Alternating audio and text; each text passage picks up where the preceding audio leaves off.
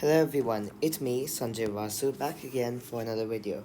This time I'll be doing it on Cambridge IGCSE Mathematics Paper 4 for the extended paper for examinations from 2025 Specimen Paper. You're allowed to use a calculator. Let's start. Question 1. Write down the integer values of x that satisfy the inequality -2 less than or equal to x less than 2. First thing we know, they are integer values. So you cannot have something like -1.5, it's not an integer. So considering the integer values from -2 to 2, -2, -1, 0, 1, and 2. But then this 2 is not counted. Why? This symbol here is a less than. So x is strictly less than 2. So it cannot be equal to 2. And therefore we remove 2 from that list we have. On the left side, the -2 is included because it's written that -2 is less than or equal to x. It's not strictly less than, it can be equal to as well. So it's -2 and -1, 0, and 1. Question 2. In triangle PQR, QR is 10 centimeters and PR is 11 centimeters. We don't know where R is. We have to find out by constructing the triangle of PQR using ruler compasses only. Line PQ has been drawn for you. I shall not make exact measurements, but I'll show you how you're supposed to do this. QR is 10 centimeters. So to find the position of R, you can draw an arc using your compass, placing the compass needle at Q and making the compass length as 10 centimeters, and then drawing a small arc around the general region where R is likely to be. Because there's a triangle, R is somewhere around there. And now PR is 11 centimeters. So you want an arc where the compass needle is at P and the arc is 11 centimeters from P. So the compass setting has to be 11 centimeters and we draw the arc. Now you have a point here and the point of intersection is R. Point of intersection between the two arcs we drew. This length will be 10 and this length will be 11 centimeters. Now we just draw the two lines towards this point R, which we newly found. And we have our triangle PQR. This is 10 centimeters, this is 11 centimeters. That's our answer.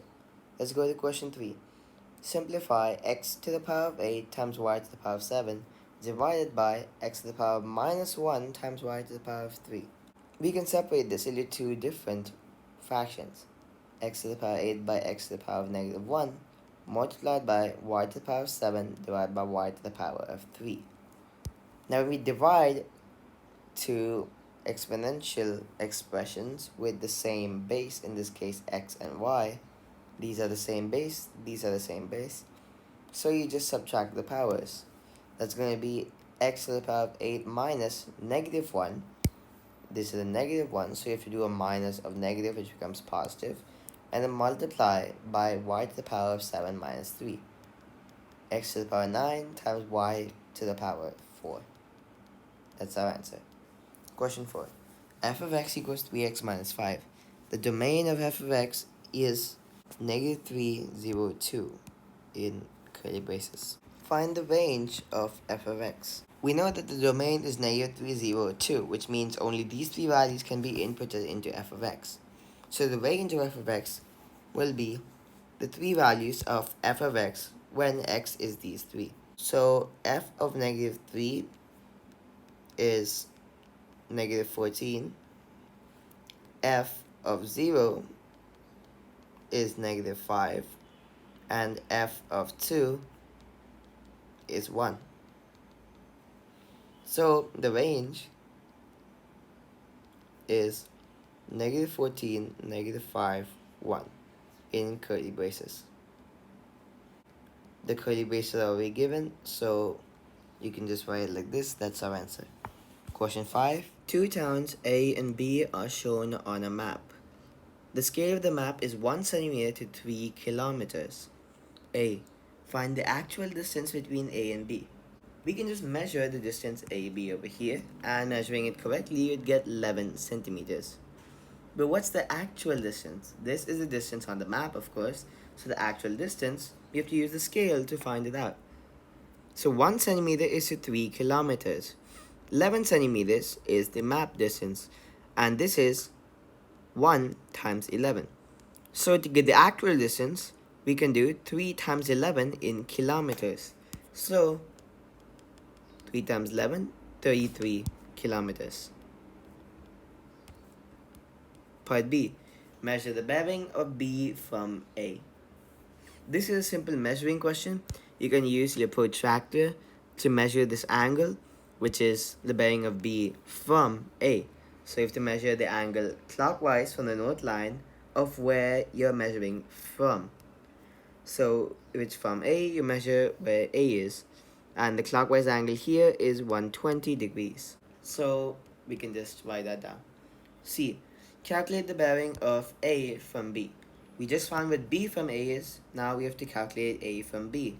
You must show all your working. So this bearing of B from A is 120 degrees. We just found that. And that is less than 180. And if the bearing of B from A is less than 180 degrees, that means the bearing of A from B is going to be 120 degrees plus 180 degrees.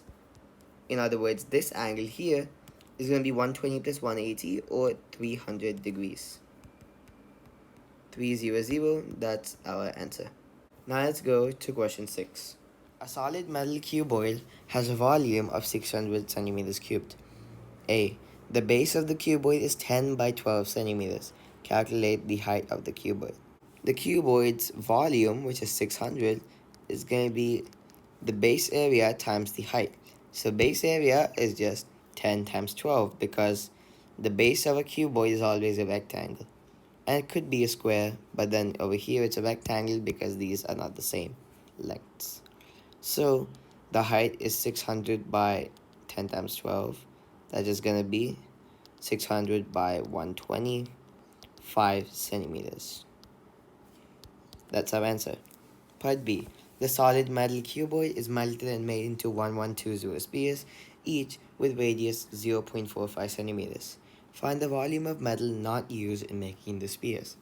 So the volume of this 1120 spheres is just going to be 1120 times the volume of one sphere, which is 4 by 3 pi r cubed. And since the radius is 0.45, we do that cubed. And then using our calculator, we can input this here. 1120 times pi times 4 by 3 times 0.45 cubed to get 427.5079. And of course this is in centimeters cubed. Now we just subtract 600 minus 427.5079. And when we do that, because we need the volume of metal which is not used, so we do that. 172.49 centimeters cubed. And you can write this as 172 centimeters cubed to 3 significant figures if you would want to. But 172.4921 is also correct answer only. That'll be our answer. Let's go to question 7. On any day, the probability that it rains is 1 over 3. When it rains, the probability that Amira goes fishing is 3 by 5. When it doesn't rain, the probability that she goes fishing is 3 by 4. A. In a period of 60 days, on how many days is it expected to rain? The probability that rains is always 1 by 3. So in 60 days, the number of days it's expected to rain is 1 by 3 times 60, which is 20.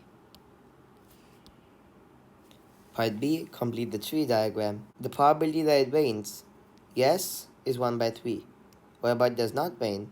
The sum of these two probabilities has to be equal to 1 because these two are the only options available. So this is 2 by 3. In a similar way, the sum of these two, the fact that she goes fishing or does not go fishing on a day when there is rain, the probability of this has to sum up to 1. So this is 1 minus 3 by 5, which is 2 by 5. Now, the probability that she goes fishing when it does not rain is 3 by 4. So we just need to write that down in here. And what's the probability that she does not go fishing on the days when it doesn't rain?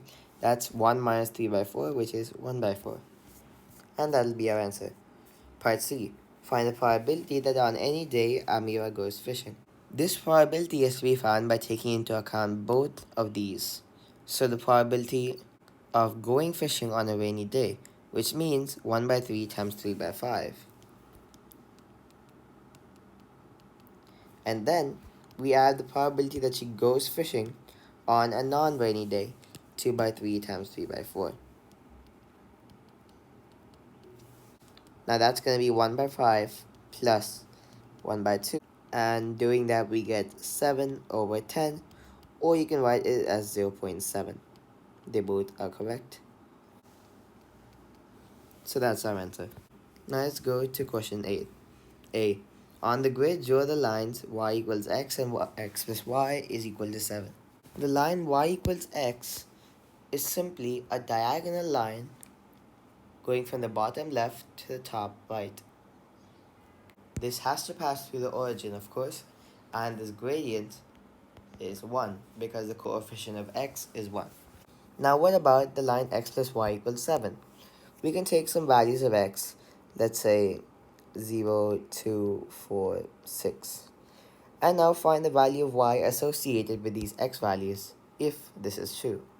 You can do this for this line as well, and you'll get that x and y is always equal as given. So you can just plot the points like this and draw the line. And for this one, when x is 0, y is equal to 7. X is 2, y is 5. X is 4, y is 3. And when x is 6, y is 1. So plotting these points, we will get over here. And now we can draw the straight line through them and extend it a little bit so it touches the x-axis as well. So this is x plus y is equal to 7. And of course this line is y equals x. 1 second, I'll write this outside the grid. Now for part B. Region R satisfies the three inequalities. Y is greater than or equal to 0, y is less than or equal to x plus y is greater than or equal to 7. On the grid, label the region R. So if y is greater than or equal to 0, that means that this region R is completely above the x-axis, since the x-axis is the line y is equal to 0. Now, y is less than or equal to x means that y is always below this line, y equals x. So, all this area will be counted inside this region. So we have this area counted, and then x plus y greater than or equal to 7. So this value over here, x plus y, has to be greater than or equal to 7, so it's above the line, all of this area. So this area and this area, which region is in both of the areas? It's the region inside this small part here, right? So we can label this as region R. That's the answer. Question 9. The diagram shows the speed time graph of a part of a car journey. A. Find the deceleration of the car between 10 and 13 seconds. The deceleration, we can write as A is V minus U over T. That's going to be the final velocity, which is 0, minus the initial velocity, which is 8, divided by the time taken.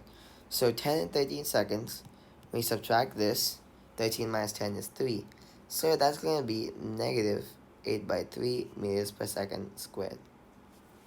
Part B, calculate the total distance traveled during the 13 seconds. The total distance traveled in a speed time graph is going to be the area under this graph. So the area of this rectangle plus the area of the smaller triangle. That's what we need, and the area of the rectangle is going to be 8 times 10 plus the area of the triangle, which is half times the base times the height. The base is 3, the height is 8, so half times 8 times 3, and that's going to be 80 plus 12, which is 92 meters. Oh yeah, I just realized one thing. It's written that you have to find the deceleration of the car. If it's given acceleration, then this answer is correct because the acceleration is negative. But in this case, because it's given deceleration, which means it's already slowing down, so the sign is not really required. And therefore, you can just write 8 by 3 meters per second squared because it's a deceleration. That's our answer. Let's go to question 10. Factorize 2x plus 6 minus 3xy minus 9y. We can factorize the first half and the second half of the expression. So 2 times x plus 3 minus 3y times x plus 3. Why has this minus become a plus here? Because this minus accounts for the whole of the brackets, not just for the first term. So expanding this will be minus 3xy minus 9y. This minus accounts for this term as well. That's why we get that, and we can factorize it like this. Now we have x plus 3 in both of the brackets, so we can factorize this out. So x plus 3 times 2 minus 3y will be our final answer. X plus 3 times 2 minus 3y, and this is our answer. Now let's go to question 11. Number of elements inside the universal set is 20. Number of elements in A union B whole prime is 3. Number of elements in A is 10. Number in B is 13. The Venn diagram shows some of this information. Find A. The number of elements in A intersection B. There is a formula which you can use for this. The number of elements in A plus the number of elements in B minus the number of elements in A intersection B is equal to the number of elements in A union B. The number of elements in A union B whole prime is 3. So the number of elements in A union B is going to be the universal set elements minus these 3. So that's 17. 20 minus 3 is 17. Now we can just replace some values. This is 17 and this is 13 and 10. So 10 plus 13 minus A intersection B is 17. Therefore, the n of A intersection B is going to be 6. Now we know that this is 6, so this number is 10. The whole of A is 10. So this part alone is 4. And similarly for B, this part alone is 7. Now n of A intersection B is just 6. And why did we find these two? That's because we needed for part B. N of A prime intersection B. That means everything outside A intersecting with everything inside B. That means this B, but then we remove the intersection part over here. So what's remaining is 7. That's our answer. Let's go to question 12. Question 12. The height, 8 centimeters of each of 100 students is measured. The table shows the results. In the table, as mentioned, there's the height and the frequency of each height. Calculate an estimate of the mean. We have the height in different classes. So, to find an estimate of the mean, we can just take the midpoint of each class and multiply by the frequency to get the sum, dividing by 100, which is the total frequency, to get the mean. In other words, what we're doing is sigma fx by sigma f. That just means the sum, sigma means sum, so the sum of f times x, which is the frequency times the height midpoint. So the midpoint here is x, and dividing by sigma f, which is the sum of all frequencies. In this case, total is 100 students. So let's first find the midpoints. We just take the two values here, 100 and 150, the two ends of the class, and then divide it by 2 after we add them up. So add them, divide by 2, 125. Add these two, divide by 2, 155. And doing the same thing, we get 162.5 and 175.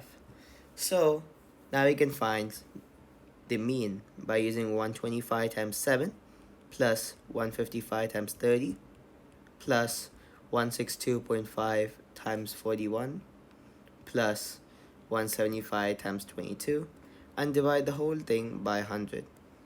Let's use a calculator to figure this out quickly. 125 times 7, 875, plus 155 times 30, plus 162.5 times 41, plus 175 times 22.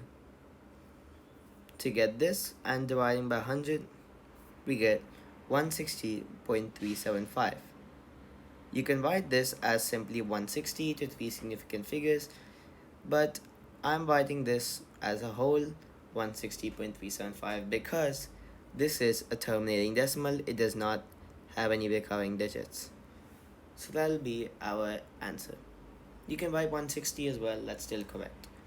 Let's go to question 13.